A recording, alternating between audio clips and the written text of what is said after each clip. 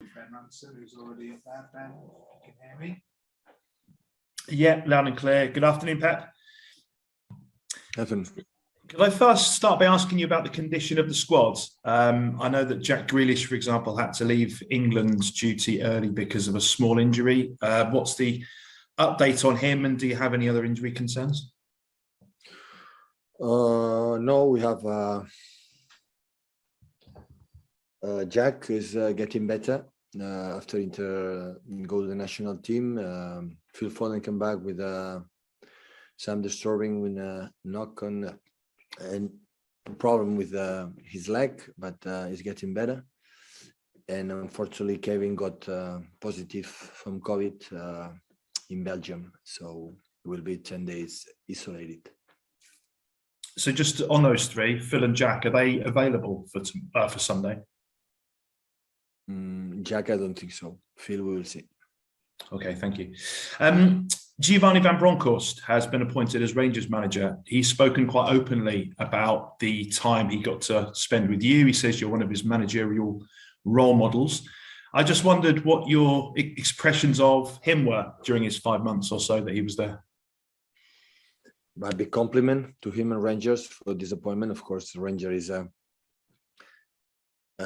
absolutely one of the greatest in Scotland team, and has a huge opportunity for him. Has an incredible experience in Holland when the McAfee are really good. And as part of the little bit organization here, we're in touch and came some period here. He's a lovely person, lovely guy. So wish him all the best. And there's been lots of talk about Raheem Sterling's future recently, even that the club could sell him in January as his contract gets into the final 18 months. What is the situation? Is there any progress? And if he doesn't sign, do you have to accept that you may have to sell him this year? Don't ask me from now on until the last day for the transfer market in open window about the transfers, about the players, because I'm not going to answer any questions. So it's not my business. My business is our business. Raheem as well is Everton, PSG, West Ham, and the rest. So I'm not going to answer. Don't insist, because I'm not going to answer any question about what is going to happen in the future, because the future I don't know is going to happen. Then I'm not concerned for 1 second. Okay, thank you, Ben. Simon Stone. Hello, Simon. Hi, Pep. Just on Kevin, when did you find out? When did the symptoms start showing? 2 days ago. Told me that they got positive. And is he back? Sorry, is he in England or is he still in Belgium? Yeah, I think so. No, he's in England. Yeah, I think he's here. Yeah. I mean, it's obviously something that you all have to deal with now, but is it difficult for Kevin? It'll cost him momentum in the team. You're missing him at an important part of the season. Simon, forget about it. The fitness, forget about it. The momentum now is positive, and now has to recover well, going with less symptoms as possible. The healthy, the human being is more important than everything else. So when one person is positive, be careful, because still right now the people are dying about this pandemic situation. Of course, he was vaccinated, so now he's more protected, and hopefully the symptoms will be minor, and the important is to come back. When he came back, it was negative. He will start again to training with us, and as soon as possible come back. But it's not about any concern about the rhythm or we're going to miss. The person is more important. When everyone got the positive, you have to be careful, and we have to help him and being isolated and at home, and hopefully it's going well. Simon, Michael Gray, TalkSport. Hi, Pep. Pep, how important is it that you get an extra day with the players before you play? Listen, we are used to play with one less game before the game, so this is an exception. So we didn't complain before, we don't complain now. So it's what it is.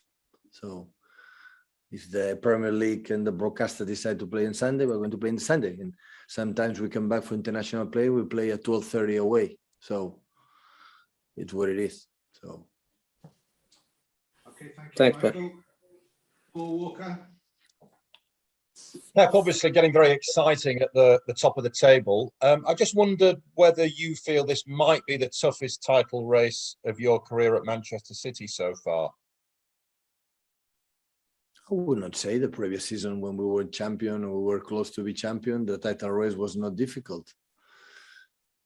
So every season looks like tougher, more difficult, but now still we are in we finished the first quarter of the season, many games ahead of us. So, and in general, we make a good performance. We dropped some points at home because we were not in our level, and try to be consistent at home and try to get points step by step. So, and now until January, there is not international break. We'll be 2 months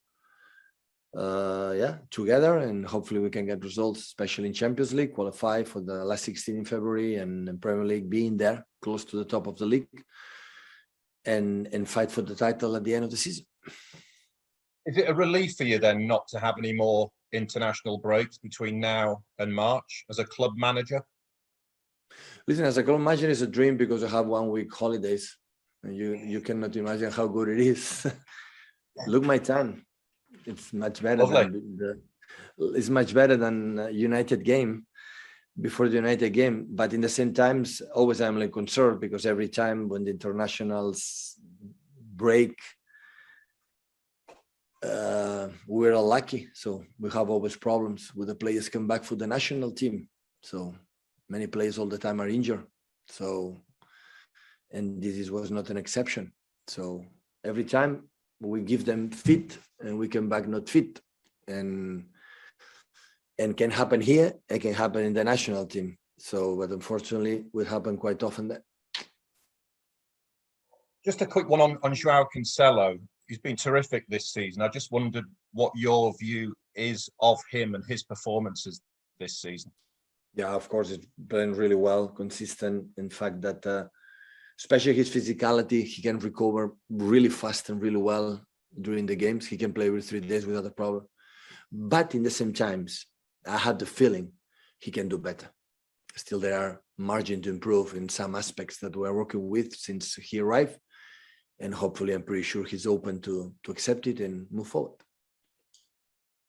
Thank you, Paul. I have a question from Fred Caldea, but I would just ask now, if you have a question before the embargo, please use the raise hand function now, so we'll be going to that embargo after this question.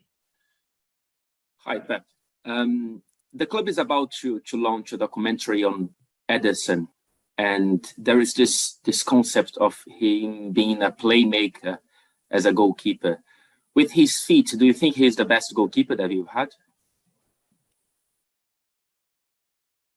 Yeah. And how much for the quality of the pass, and especially for the right moment to give the pass, because it's not the quality of the pass, it's not the moment you have to do it, and he has the patience and the right decisions to do it. Yeah. Sometimes a bit too risky. But when everything it works, said, how good it is.